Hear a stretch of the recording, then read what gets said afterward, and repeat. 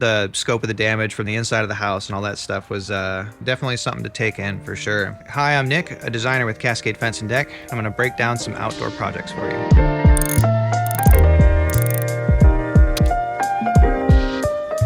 Mike and Marge Dryden went out there basically to look at changing the size of their deck and covered area that they had existing. There was also a storm that took some trees down that had totally taken out a good chunk of their house. And they had to bail as that tree knocked down a few others, and they had basically 4 trees thrash their house there. Seeing just the scope of the damage from the inside of the house and all that stuff was definitely something to take in for sure. As far as the flow of the space, they had a fire pit seating area out front of the deck, and so wanting to still be able to walk around it but try and get more usable space out of the deck, and also have the stairs come down in a different area that made more sense than where they currently were. There were definitely some constraints with just how the area already was and fit together for a path that leads around the side of the house as well as that fire pit in front. So it could only be so big. The biggest challenge was where the stairs were going to go. They wanted them to go just down along the house towards what used to be a little fireplace bump out, and turned out there was actually foundation underneath all of that. So just a simple landing and then turning the stairs to come down. I think overall it actually makes it flow a little better anyway.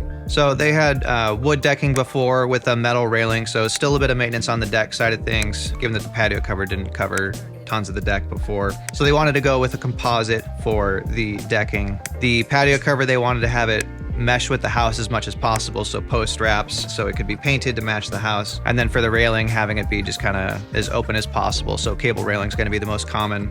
Later on in the build process, we ended up adding some Fenetex screens, which essentially enables them to use it completely year-round with some heaters in the space. Out here in the Pacific Northwest, having some sort of privacy screen like the Fenetex that we have, they block a lot of wind, they keep heat in, and they're gonna block a lot of rain, which, the wind can drive in a bit further from, the overall footprint. So for low voltage lighting, wanting to have some just kind of subtle lighting to kind of light up the overall area of the deck, we went with some of the mini wedge lights to light up all the posts, and then just some simple stair lighting, a couple lights on every other tread to light up the stair area. They've got some lights under the patio cover area as well, so that illuminates things nicely when they're in there. And then, of course, at nighttime, you can just have the outer perimeter kind of lit up and looking nice. The most common wood frame patio cover we do is going to be the exposed framework. A lot of it just due to the aesthetics of it, but it's also nice that that's cost effective because it looks fantastic. They had already been working with cedar for a while, so they didn't want to continue to do all the maintenance on that. So they ended up going with the Decorator's Voyage line. Super high traction, so I think that was one of the main things that stood out to them. Compared to what they had before, it's a pretty big change. I mean, overall, the footprint hasn't changed in a huge square footage way, just the general flow of the space, where the stairs are located, having it completely covered all the way out to the end of the deck, and then having the Fenetex screens on there with lights and heaters. It turns it into something you can use year round. If you are in a situation where there's storm damage, significant storm damage like in this case, brace yourself, hunker down. It's not going to be a super quick process with your insurance companies. Fortunately, their insurance, handled it pretty well, but it was a number of months for them before, everything was all taken care of in the interior of their house before we could start our round of the project.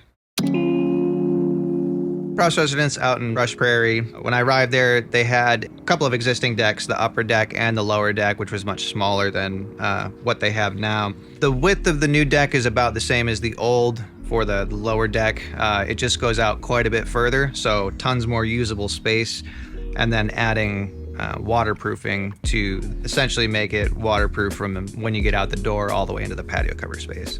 One of the things in this design is that it's multi-level. So they've got that upper deck area, some of it covered underneath the waterproof deck and then some of it uncovered, as well as having the lower area with the patio cover and then another uncovered space down there that's a bit larger. So one of the main reasons for having that step down is to do with the patio cover. So there'd be a lot lower ceiling height for that patio cover if it was 3 steps higher.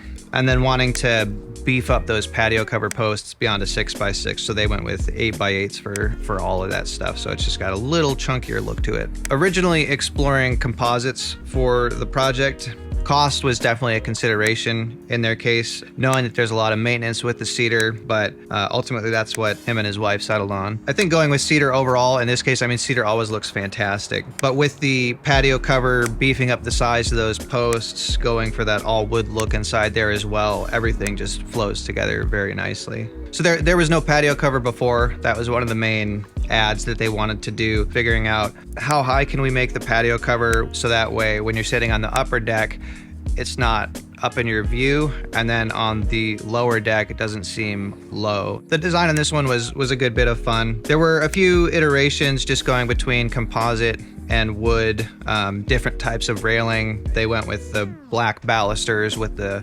cedar framework basically, as instead of an all wood or an all metal railing. Figuring out the locations of the stairs on either side and how those gates would line up in relation to the patio cover and the main patio cover posts, so that way it doesn't have any sort of goofy flow to it. Here's a tip: if you're building a deck with cedar, have a stain in mind before you get everything all installed. Makes it a lot easier for design wise and just for maintenance over the years. Generally what people like about cedar is the natural look of it. So even just something as simple as a very clear stain or just a very lightly tinted sort of cedar tone kind of stain, just so that way it keeps its natural look for as long as possible. One of my favorite things about this is just the look of the finished product. Cedar always just looks fantastic. It's a pretty large deck, great craftsmanship, aesthetics all flow together.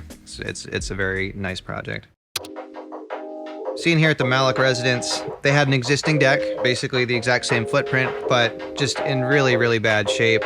Starting to get maybe a little unsafe with some of the stair treads, lifting up when you step on the outer edge of them. Even a well-maintained wood deck, it's still only gonna last so long unless it has a cover on it, then it'll more or less last forever. But the main goal with Bill was essentially just to rebuild the deck as it was. But there was one uncommon consideration, and there's a dryer vent that comes out underneath where the deck is. So when the guys were doing the demo and rebuilding it, we had a plan for, okay, this is what we'll do to make sure you have easy access to clean this out. They've got a nice landscaped yard, so probably about half of the deck is covered underneath the roof line of the house. So just having a nice table set up out there to be able to entertain a few guests and enjoy the landscaping and walk around in the yard whenever they like. So with a patio cover like they have in their situation, it isn't integrated with the deck in a structural way. It has its own footings down below, but it's definitely something we need to work around. I believe their decking on the old deck was also running perpendicular to the house. So it was a consideration, change it up.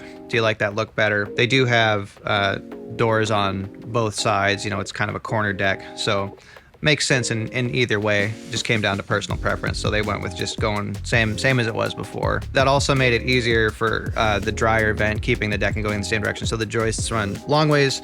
So that dryer vent just runs all the way down the same path as the joist bay. Most areas that we build decks in here, if a deck is under 30 inches high, it's not required by code to have railing. So in their case, they had wraparound stairs before, keeping that to avoid having railing. Cost of railing can add up pretty quickly, especially if you've got a lot of stairs on a deck. Doing wraparound stairs is also not necessarily a super cheap option, depending on how high the deck is, but in a lot of cases, it is going to come in quite a bit cheaper than doing railing. So one of the interesting things, if you're looking at some of the details on the stairs specifically, normally a stair tread is going to be 2 deck boards, so about 1 foot in depth. In this case, they wanted the new footprint for the stairs to exactly match the old, so they didn't have an area that was exposed, that was covered before, that they'd have to fix up and manicure and landscape. So these stairs now have 2 full boards and then a small rip towards the back of the stair tread. A couple of small details on this project. Specifically the sort of herringbone pattern we did on those stair corners doesn't really impact the price at all. Just some of these little accents on how you want to finish the outer edges of your stairs or some of the joints. Those are most of the time going to be a personal preference thing or something that only adds a very small amount of labor. So it's definitely something worth considering if you're going to be making an investment, redoing something, even if it's the same footprint. Just take a little time to get informed about what are the options that we can do with this, and pick the one you like, because it's probably not going to do much with the price. So the 3 projects that we were going over here, all of them essentially started with not too complicated of a layout. One of them didn't really change it at all, just changed some of the details. One of them expanded on it, added some comfort elements to it, changed up the style. The last one was a little more comprehensive as far as the features they added to it with lighting, heaters, all that kind of stuff. So you don't have to totally change up the design or the footprint. You can just kind of focus on some of the details to make it something you enjoy a lot more than you previously did. I hope you learned something today. Let us know if you have any questions.